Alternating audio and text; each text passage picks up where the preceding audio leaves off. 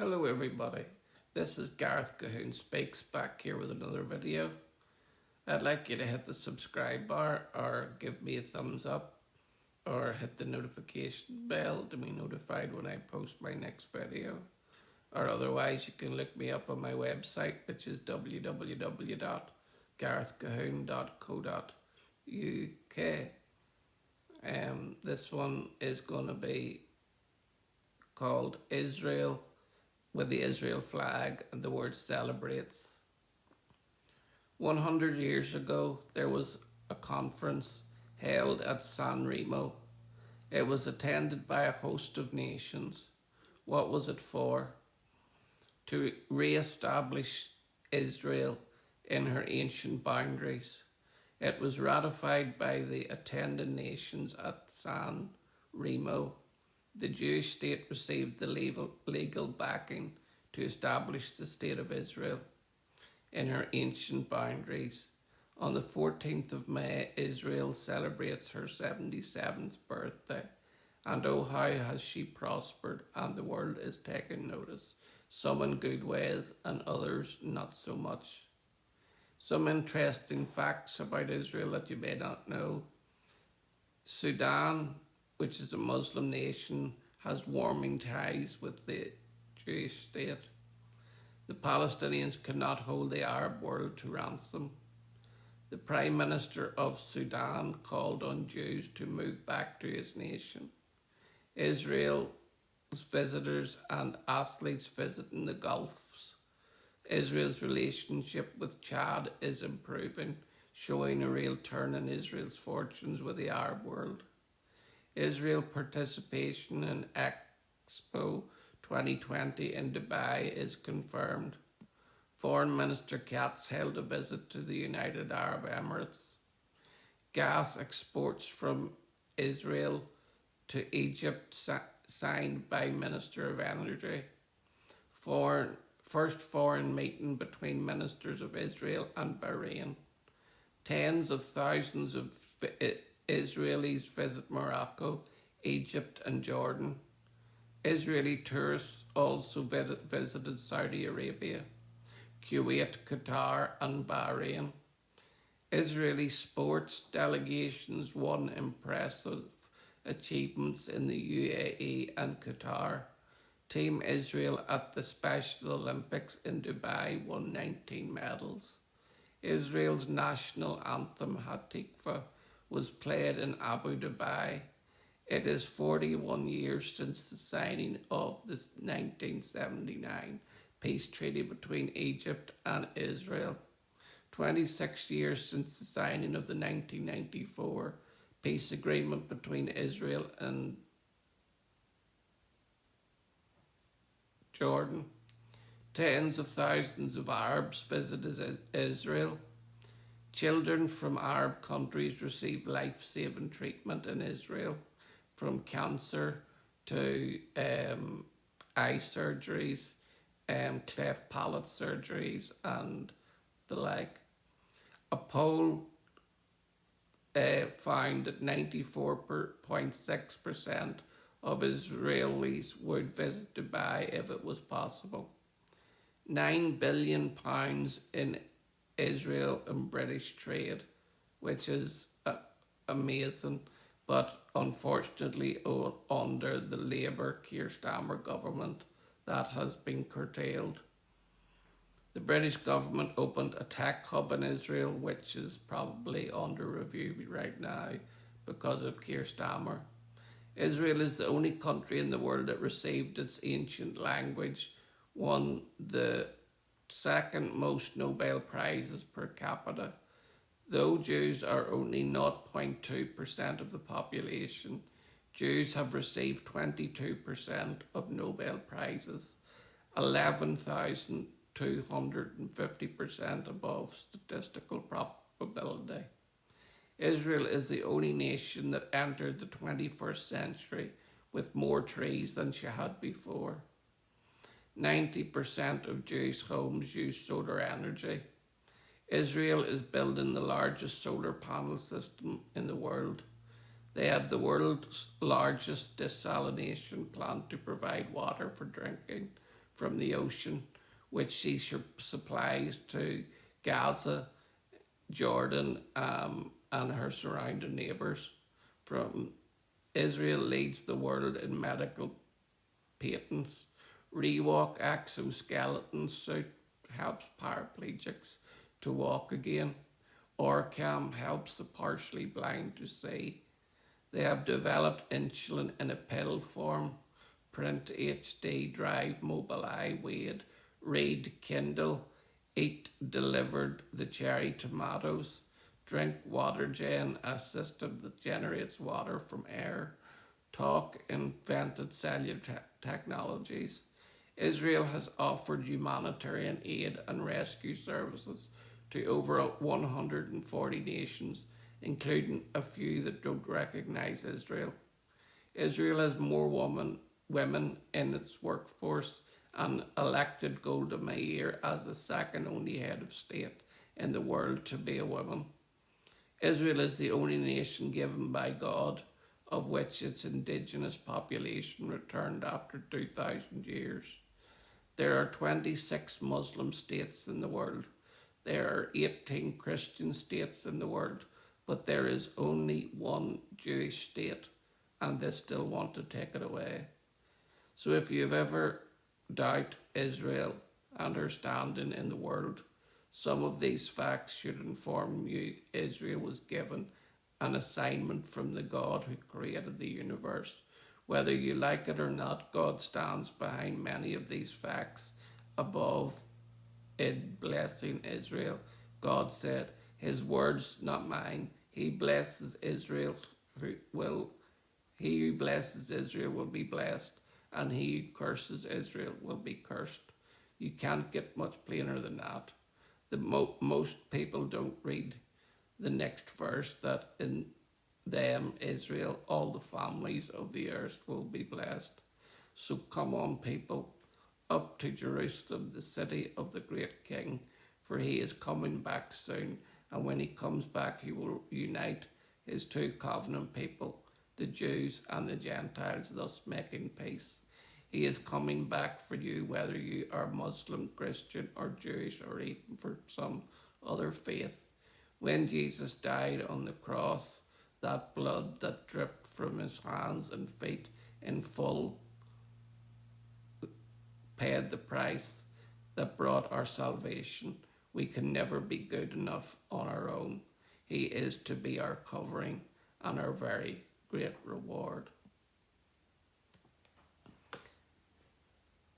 Thank you, everybody who has joined on today. It's been a great bit of information on Israel and her standing. And yes, there's sometimes Israel gets things wrong. In war, not everything goes to plan. And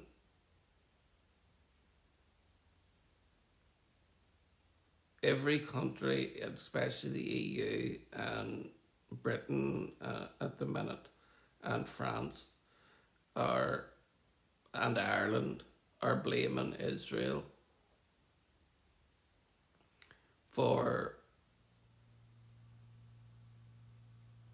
just discriminately bombing Gaza.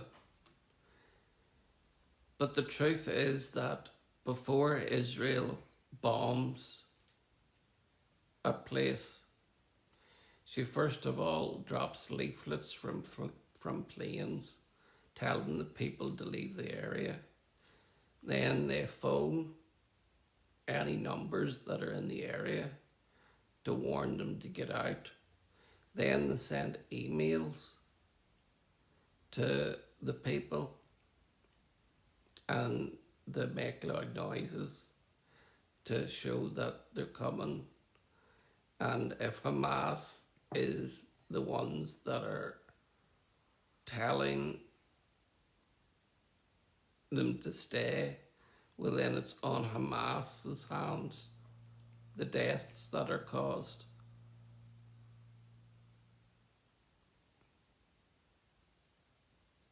Hello, Ross, DJ.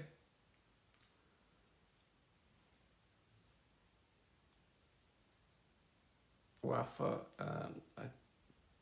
hi, and I just want to say hi to everybody that has said hi to me. And uh, unfortunately, I can't see the names because I'm on a white screen, but it's great to see you all here. You see, Israel did make a mistake there a few weeks ago where um, she attacked a convoy of, well, a convoy, there was 3 ambulances.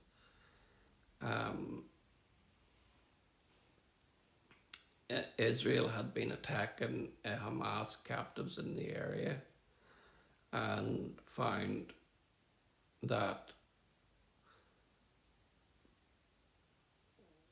the seen these ambulance coming and thought they were targets and targeted them,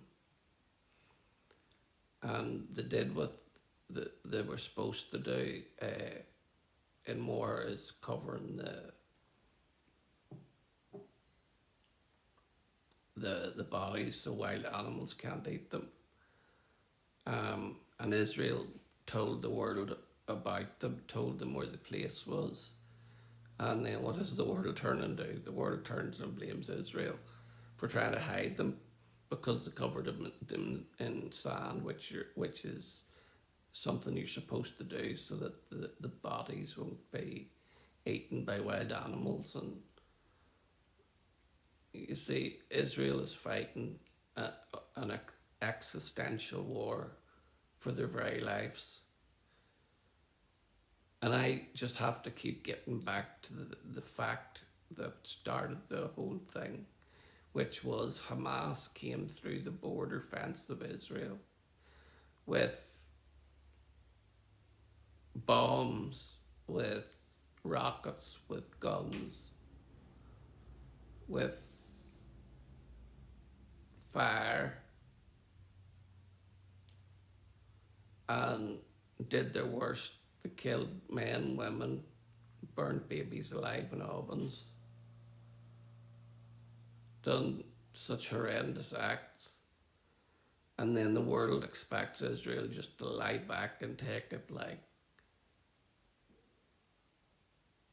there was nothing going on. But I have to ask each one of you that, just say, for example, you're living here in Northern, we'll go from Northern Ireland and Ireland. Just for example, say Northern Ireland was to fire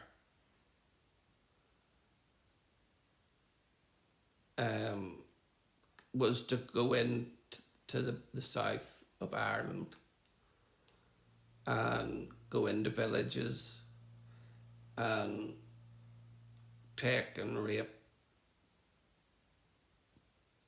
burn your babies, kill your men, take 1,200 of them into the north of Ireland, into tunnels to torture them, keep them for over a year, kill a full family, Kafir Babas, Cherie Babas, and Ariel Babas, the 3 family members that were killed by Hamas. You know,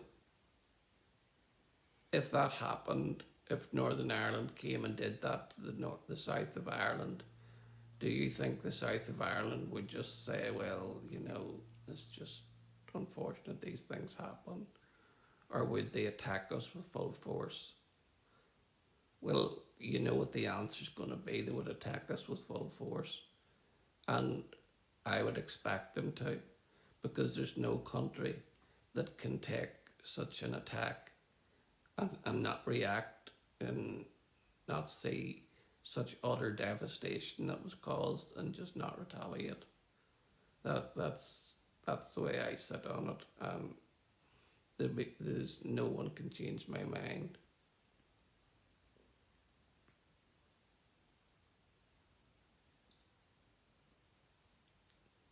see any of their names? Just people joining. It's great, everybody that's joining to see the video. The thing about Israel is she's always the one that when disaster happens, no matter where it is in the world, the first team to arrive at any disaster isn't the United States, isn't any other country, it's little old Israel that has only got a tiny little state with few numbers, and she needs all her firefighters and hospital nurses, doctors and things to keep their own people safe. Yet whenever there's a disaster, they let that all go and just go and help the countries. They're always the first to be there. So that's why I support Israel. That's why I am a Judeo-Christian Zionist. That's why I align with Israel. That's why I love Israel. That's why I watch Israel news every night. There's, I'll tell you a few sites that just can go on if you want to know the truth about Israel. And one of them is TBN Israel. They do videos with Mati Shoshani and Yair Pinto. They're two Jewish men, and they tell everything that's going on in Israel, whether it's good or bad, whether it's ugly for them or not, they do. Then you have ILTV News, which is on every evening except for the weekend. Then you have TV7, which is another Christian news site on YouTube. And you also have a thing called Land of the Bible, which is on YouTube, that shows you all about Israel and what's going on there. And then there's Israel Now News, which is another site that you can find on YouTube. And there's also Jerusalem Dateline, and they're the ones that I follow and like. And I also, the 700 Club always shares news on Israel. And then you've got I24 as well, and you've got Ishai Fleischer, who is a Jew that lives in the land, and he posts stuff on YouTube too. And then you've got the Israel Covenant. I can't remember the name of the guy, but he's on YouTube, and he does talks with him and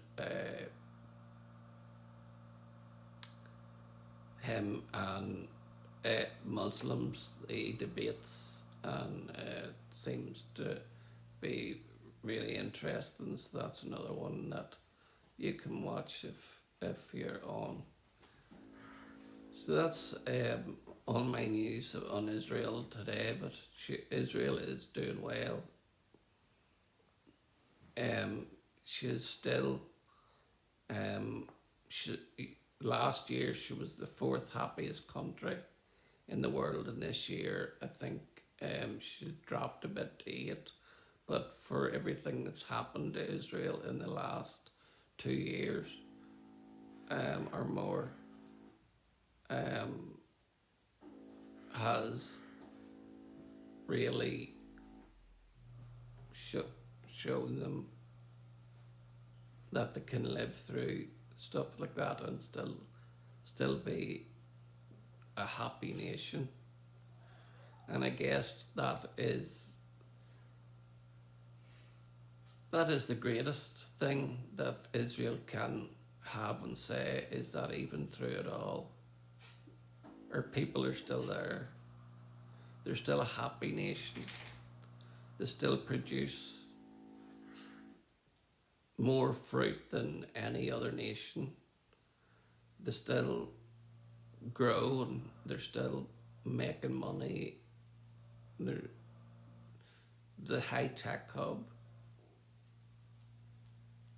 So just I'm going to say Shalom, Maranatha, and Hallelujah, and Israel High, which means in English, the people of Israel live. Shalom, Maranatha, and Hallelujah.